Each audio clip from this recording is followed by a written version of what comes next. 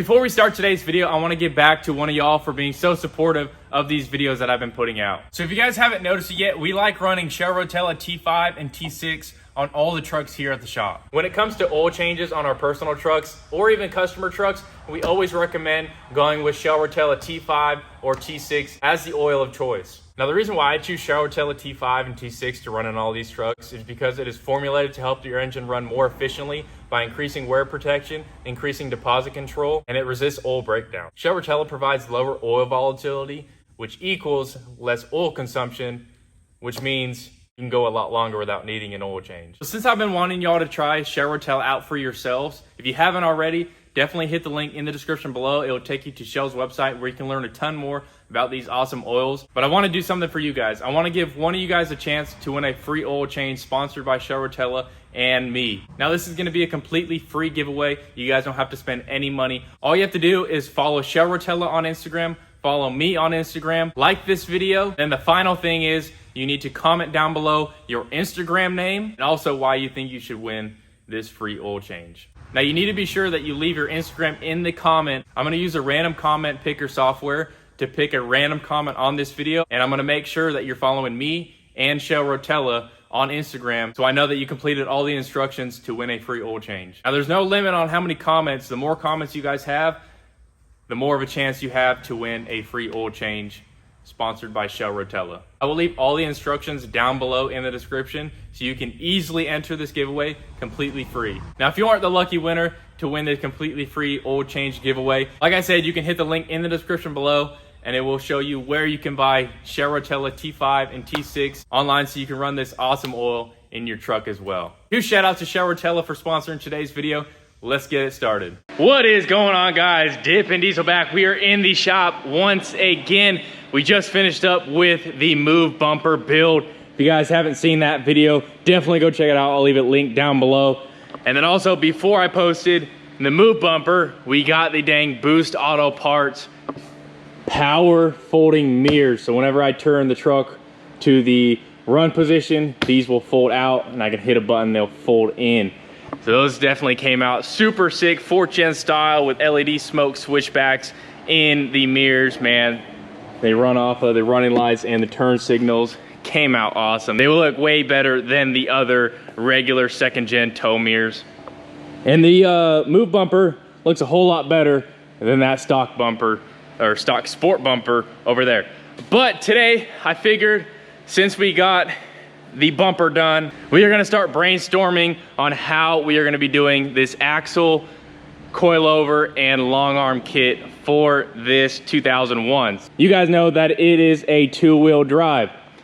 And I just recently NV45 Hunter swapped it. If you guys haven't seen that video, look on my channel. Did a full NV45 Hunter swap. It was a 47RE and we swapped it to a 5-speed manual.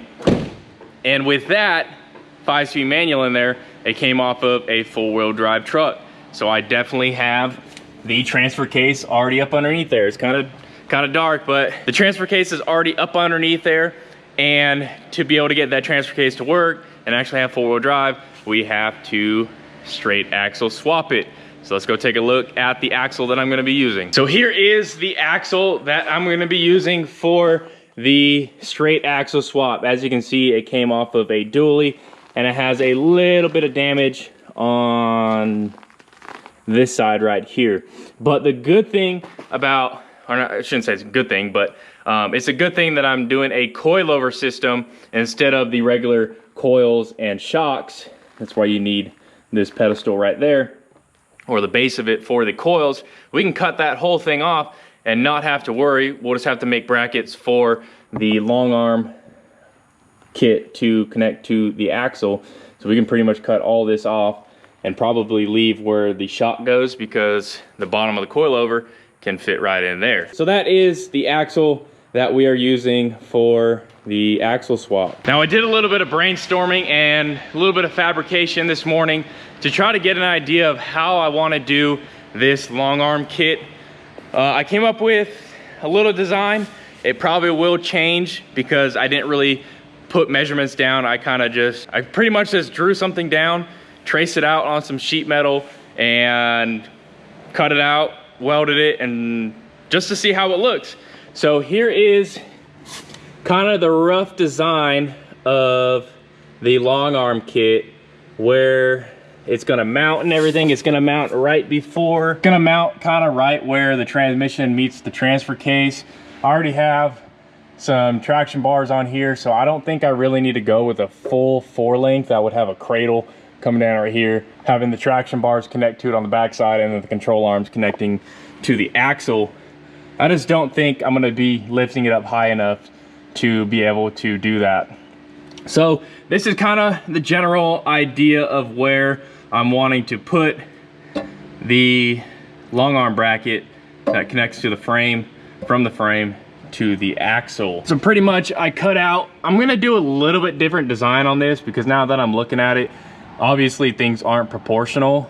I probably will just go straight down on this side instead of cutting it in just a little bit, so it'll just come straight down. I'm not sure of this angle yet. I'll have to buy the Heim joints and see what kind of angle those have. And then on this side, you can see how it's flat and then it rounds. I kind of want to make it so it rounds round back, and then it kind of has more of an even shape instead of being flat right there and then going up. So but other than that, I can probably copy most of the measurements on this. It's looking really good. I have about 2 inches to mount to the frame, so I'll probably, you know, go 3/4 of an inch or an inch to mount my 3 bolts to the frame, because this will be a bolt-on kit. I'm not going to weld it on. So if I ever want to, for some reason, lift it higher or whatever, and I want to do a full cradle, I won't have this thing welded on here. And if I have it bolted on, I can powder coat it. So that's the reason why I'm going to be doing a bolt-on kit. And then we'll have a hole right here and a hole down here. Not sure how far spaced apart this needs to be yet. This is kind of just a rough estimate. All just depends on where the axle sits and how high I make the brackets that go to the axle. So this distance will be determined later once I come up with the final design. This will be the top control arm, and then this will be obviously the bottom control arm mounting down here. So yeah, that's a rough design of how my control arm bracket for my long arm kit is going to be. Now what I want to do is go and look at my old 2nd gen out at Colton and Chase's house and kind of get some measurements of how that is, because that's pretty much how I want to do mine. Except the only thing on that kit is both control arms aren't on one bracket. So I pretty much just need to measure the bottom control arm and see how long that is, and see if it matches up kind of where this bracket is right here on this truck, and then I can pretty much just go off of that. On that damaged control arm bracket on that axle, I may try to straighten it out and use that instead of just cutting it off, actually, now that I'm thinking about it, because most long arm kits that you buy, lift kits, they go in that spot anyway. So we'll be able to measure how far that is to that point to the axle, and then we can get some Heims, some tubing, and make some control arms and start building this long arm kit, because I need to figure out where the axle is going to sit, and we need to build the coilover towers before I order coilovers, just so I know how long they need to be, if I want to get 12-inch travel, 14-inch travel, and then the spring rate. I'm not sure how it's going to sit yet. So yeah, we got a lot to do. So let's head over to Colton and Chase's house and take some measurements of my old long arm kit off my old 2nd gen.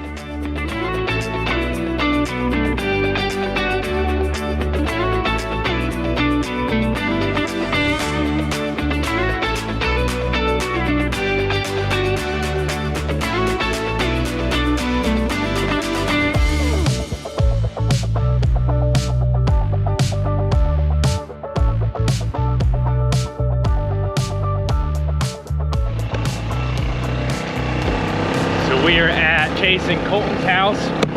Dang. Riding through the Cummins junkyard on the old scooter, baby, riding dirty. Yeah, this thing's fun. Love driving this thing. But here is, oh, it needs new front brakes. So here is the old second gen, man, just rotting away, man.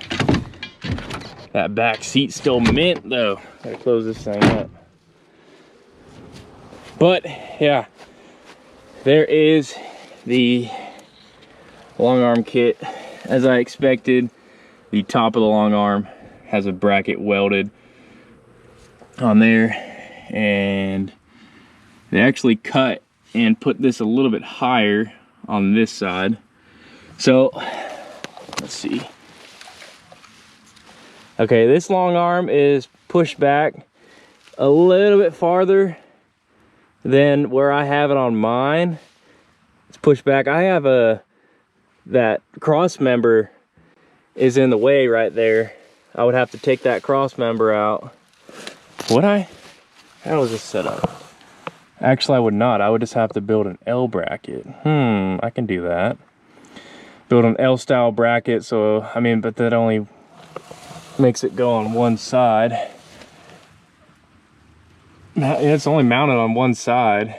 Oh, and it's mounted right there, huh? So I can actually go with that style design and push the long arm back towards that cross member. And then I can pretty much just copy how long these bars are and make my own bars.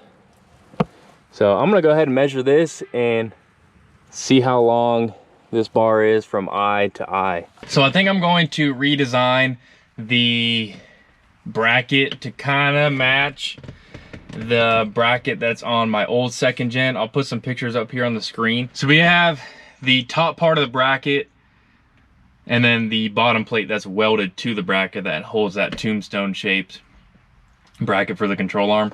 So from side to side, the skinnier inner part is 4 1/4 inches. On the right side, I have 3 7/8. That's eye to eye on those bolts.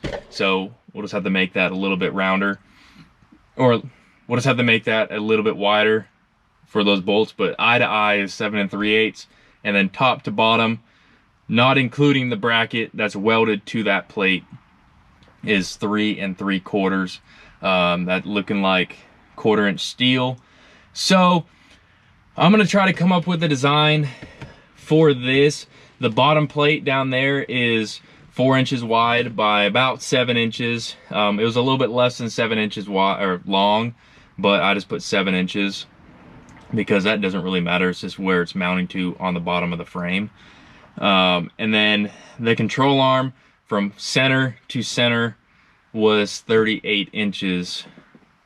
So that's gonna be center of heim joint, because I'm gonna go with heim joint. Center of heim joint to center of heim joint is 38 inches long on that kit right there. And I'm thinking the reason why they put it in that specific spot, because you can see those 2 holes right on the side of the bracket. You can get a nut on the back side. I don't think it goes all the way through because that cross member goes through right there. So that's why they put it right there. You can stick your fingers in there and bolt it like that. So I'm gonna try to come up with a design that works with what I want to. I'm probably gonna do the same design on the top bracket, the top plate, the same measurements. And then on the bottom plate, I'm probably gonna do what I did on this truck right here that I just made. That way I can include both control arms on that single bracket. So here is kind of a rough design of the long arm bracket that we're gonna make. So we're gonna utilize kind of the same concept that is on the other truck. We can't use that tombstone style because we need to put both control arms on this one bracket. So kind of combine the two, use the top from the other lift kit and then this design for the bottom bracket where the control arms meet. So we got to make sure that this top control arm, when it goes to the axle, it doesn't hit anything, any part of the frame up here. So we just got to make sure this is low enough, and then we got to make sure this one's low enough so that they're both even as far as being parallel to the axle. This is kind of the design that I came up with. Not sure on measurements except for the top, because I'll just use the same measurements on the top. Just not sure how far spaced apart this is going to be and the overall design, but that's kind of a rough estimate of what it could look like. Now we got this 4-wheel drive dually over here. I'm looking at the suspension and mainly the control arms and how they're set up on this truck. If we keep this style brackets on the axle and not make new ones, I think what I could do is, obviously this is going to be the same from eye to eye. That would give you your spacing. I'm thinking that this eye to this eye would most likely be the same as this. So I can take this measurement from here to here, or the measurement off of here to here, and that will let me know how far down or how far spaced apart the arms need to be. If I do connect them all in one bracket on the frame up there, so see those 2 holes, this is where the bracket would be.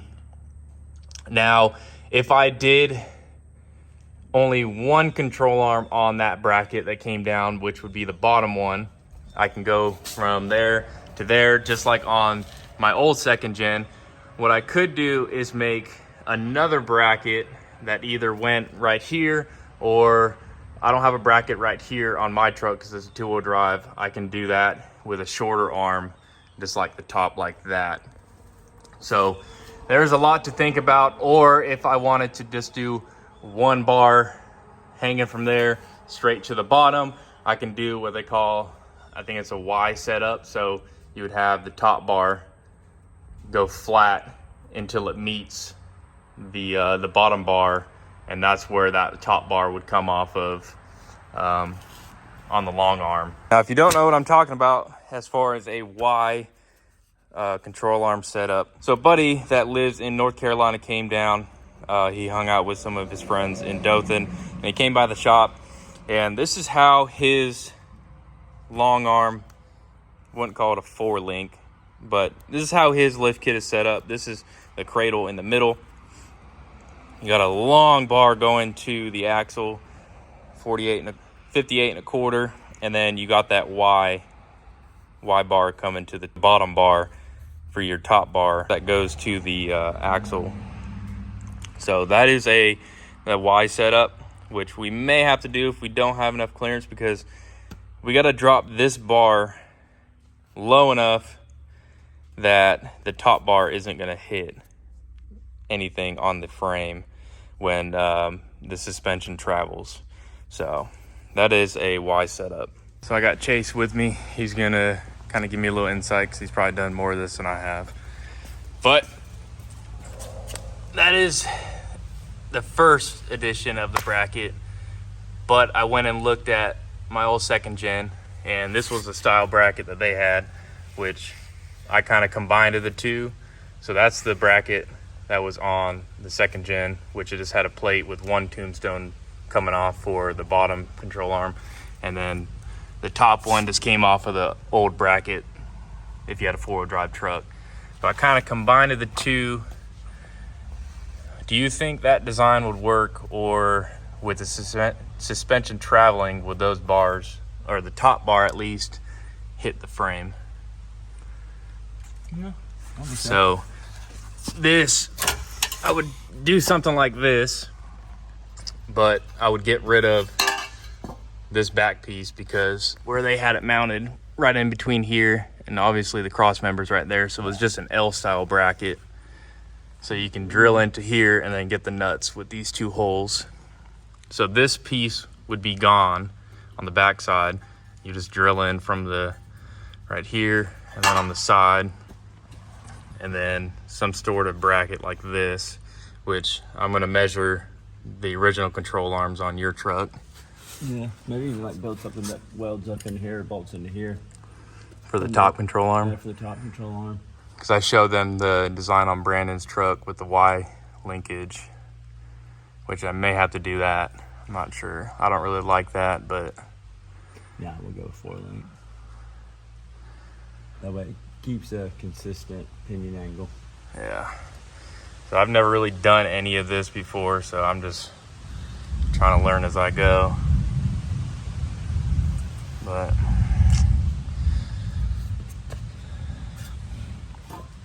heck yeah. You get some plate. Quarter. 3/8. Quarter. I was gonna do quarter, All right. I think I've got a piece of 1/4 inch plate at the house actually.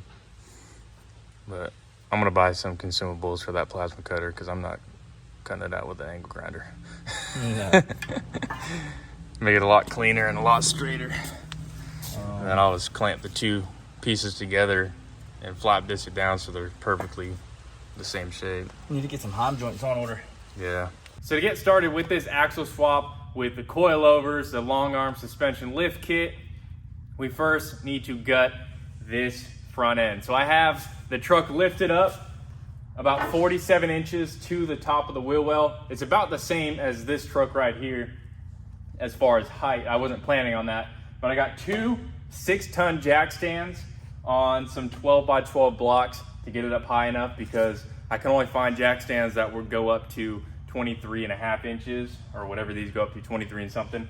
So we added another 12 inches to get this thing high enough. We still have plenty of height on this jack stand if we do need to go higher, but this is high enough to get all this suspension gutted out of here.